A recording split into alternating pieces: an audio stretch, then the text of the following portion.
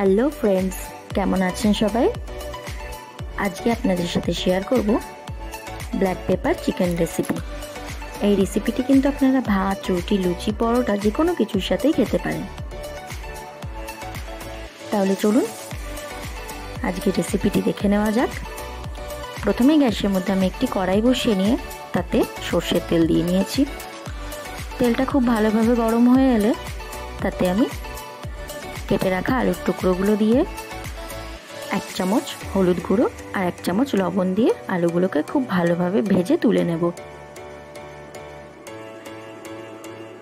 এবার আমি ওই তেলের মধ্যেই তেজপাতা, শুকনো লঙ্কা আর গোটা জিরে ফোড়ন দিয়ে নিয়েছি। এবার আমি কেটে রাখা পেঁয়াজ কুচিগুলো দিয়ে 1 মিনিট মতো নাড়াচাড়া করে নেব। আমি কিন্তু এখানে একটি গোটা রসুন অ্যাড করেছি। 1 মিনিট মতো পেঁয়াজটা ভেজে নেওয়ার পরে এখানে আমি 1 চামচ মতো গোলমরিচ গুঁড়ো অ্যাড করেছি আর 1 চামচ হলুদ গুঁড়ো দিয়ে নিয়েছি। এবার আমি ধুয়ে রাখা মাংসের টুকরোগুলোকে দিয়ে নেব। মাংসের টুকরোগুলো দিয়ে নিয়ে আমি এখানে 3 থেকে 4 মিনিট পেঁয়াজের সাথে মাংসগুলোকে ভেজে নেব।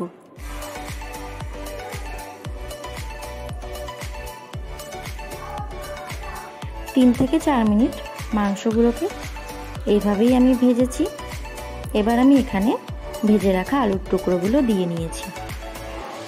আলুর টুকরোগুলো দিয়ে নিয়েও আমি খুব ভালোভাবে ভাজবো।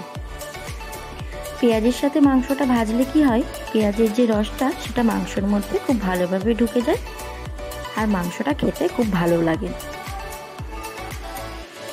এবার আমি এখানে 3 থেকে 4 চামচ লবণ অ্যাড করেছি।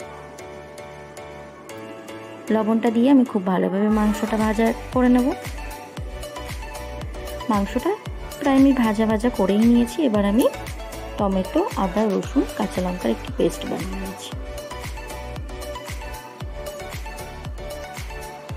পেস্টটি আমি ভাজা মাংসের উপরে দিয়ে নিলাম।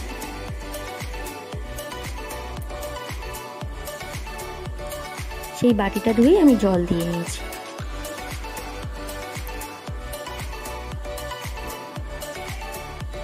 খুব ভালোভাবে ফুটে উঠলে আমি এখানে দিয়ে দেব 1/2 চামচ জিরে গুঁড়ো, 1/2 চামচ ধনে গুঁড়ো, 1/2 চামচ লঙ্কা গুঁড়ো আর কাশ্মীরি লঙ্কার গুঁড়ো দিয়ে নিয়ে মশলাগুলো খুব ভালোভাবে মিশিয়ে নেওয়ার পরে আমি এখানে কাসুরি মেথি অ্যাড করব।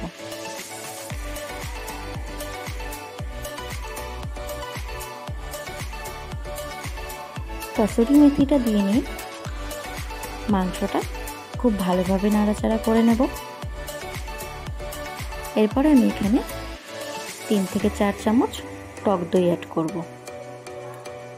দইটা খুব ভালোভাবে ফেটিয়ে নিতে হবে। দইটা দিয়ে নিয়ে মাংসটা খুব ভালোভাবে কষাতে হবে।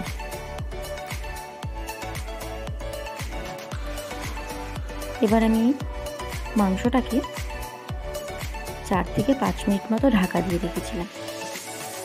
ঢাকা খুলে নিয়ে একটু নাড়াচাড়া করে নিয়ে আমি এভাবেই ঢাকা দিয়ে 10 মিনিট মতো রান্না করে নিয়েছি।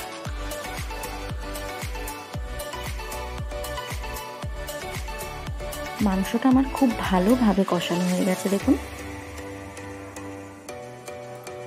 এবার আমি এখানে জল অ্যাড করব।